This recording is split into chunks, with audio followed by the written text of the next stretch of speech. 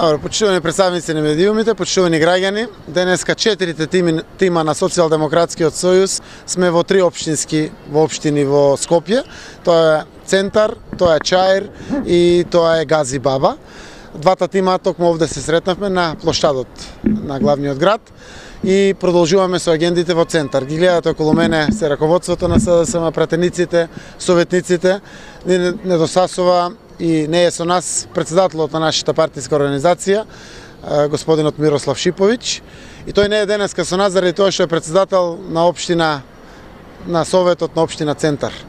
Сите знаеме што се случува во оваа наша Македонија. Жално е тоа што вчера слушнавме дека притворот е продолжен за господинот Шиповиќ со единствена цел, секако да биде блокирана работата на општина Центар.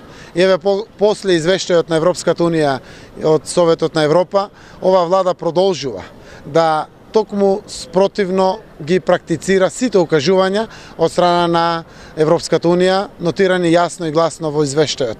Напротив, покажува заби, дрско и арогантно практицира власт во Република Македонија. Само да напоменам, притворот на Шиповиќ беше издаден под сомневање да не се пушти во бегство. Тој напротив го прекина својот престој во Америка и се врати назад. Овој пат притворот е продолжен со две мерки да не се пушти во бегство и да не влијае на истрагата. Истрагата е завршена, сведоците се сослушани, тој повеќе не е председател на управниот одбор и напротив сите знаат дека нема да се пушти во бегство, напротив тој се врати овде во Македонија. Сакам да напоменам уште еднаш дека Социјалдемократскиот сојуз ќе ги искористи сите средства кои што ни стојат на располагање да правдата дојде и за овој случај и за сите случаеви кои што ги има во Македонија. Апсолутно не зборуваме само за демократски средства, туку за сите средства кои што ни стојат на располагање. До сега знаат граѓаните дека затоа не продолжува работата на групата согласно извештајот за 24 декември, не гласаме повеќе за двотретинските закони во собранието и секако нашето неучество во ЗЕЛС го продолжуваме.